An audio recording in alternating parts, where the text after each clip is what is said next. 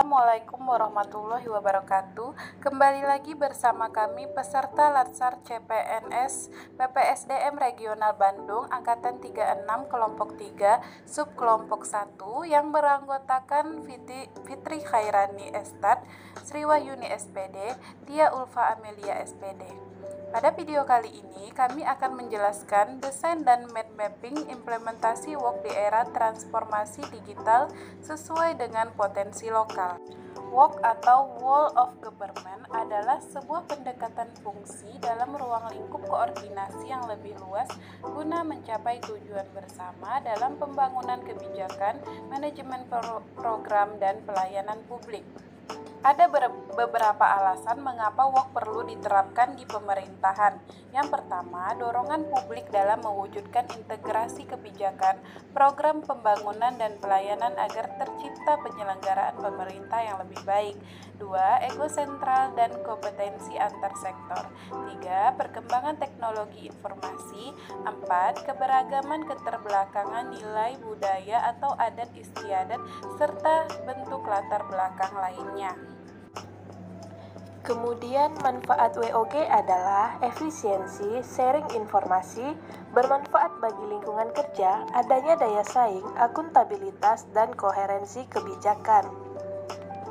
Selanjutnya, kita masuk ke jenis-jenis pelayanan publik yaitu 1. Pelayanan administratif, yaitu jenis pelayanan yang diberikan oleh unit pelayanan berupa kegiatan pencatatan, pengambilan keputusan, dokumentasi, dan kegiatan tata usaha lainnya, secara keseluruhan menghasilkan produk akhir berupa dokumen.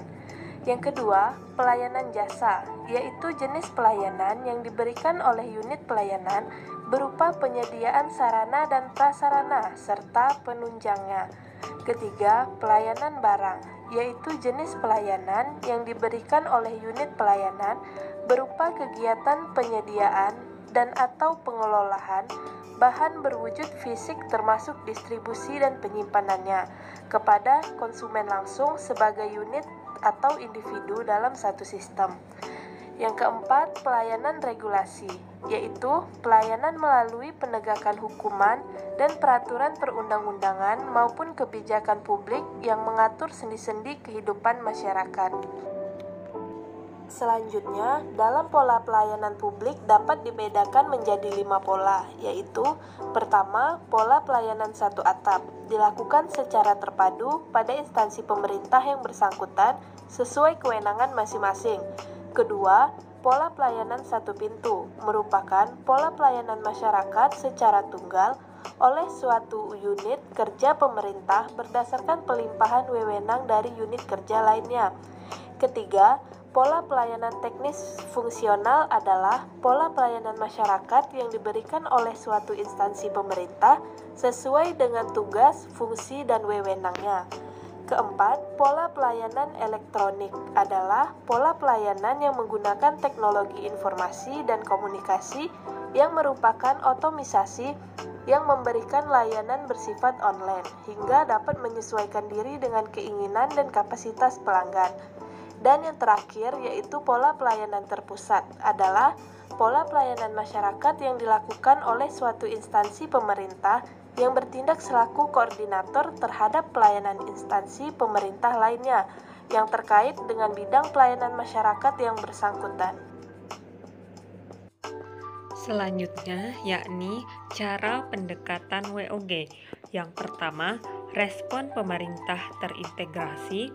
Yang kedua, menghilangkan sekat sektoral. Yang ketiga, kerjasama antar instansi pemerintah. Yang keempat, kolaborasi. Yang kelima, koordinasi. Dan yang keenam, sinergis. Adapun tantangan dalam praktek pelaksanaan WOG itu sendiri, yang pertama, kapasitas SDM dan institusi, nilai dan budaya organisasi, dan yang ketiga, kepemimpinan.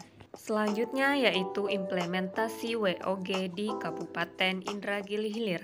Ada dua contoh implementasi WOG di Kabupaten Indragiri Hilir.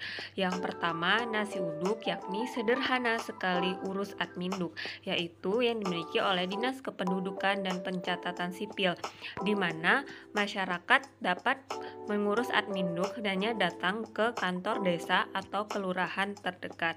Selanjutnya, yang kedua adalah Sultan, yakni milik dari Dinas PUTR, yakni Dinas Pekerjaan Umum dan Tata Ruang. Sultan sendiri yakni sistem kemudahan layanan tata ruang yang berkaitan dengan pengurusan perizinan, izin lokasi, izin mendirikan bangunan, di mana masyarakat tidak perlu lagi ke kantor, cukup dengan mengurus secara online. Nah, berikut adalah gambaran pelaksanaan WOG pada kedua sistem tersebut. Nasi uduk inhil, yakni masyarakat cukup datang ke desa atau kelurahan. Petugas desa atau kelurahan nanti akan mendaftarkan berkas masyarakat tersebut dan mengirimkannya ke Dinas Kependudukan dan Pencatatan Sipil Tembilahan. Di Disduk Capil Tembilahan, berkas tersebut akan dicek dan dilakukan TTE oleh petugas TTE. Berkas yang sudah dilakukan TTE tersebut akan dikirim kembali ke masyarakat, yakni ke petugas desa atau kelurahan. Selanjutnya itu adalah Sultan milik Dinas PUTR. Adapun tata caranya, yang pertama yaitu upload berkas, yang kedua yaitu pemeriksaan kelengkapan berkas, yang ketiga yaitu inspeksi lapangan dan verifikasi berkas, yang keempat yaitu penerbitan surat. Baiklah, itu tadi penjelasan mind mapping WOG dan implementasi WOG di Kabupaten Indragiri Hilir. Terima kasih.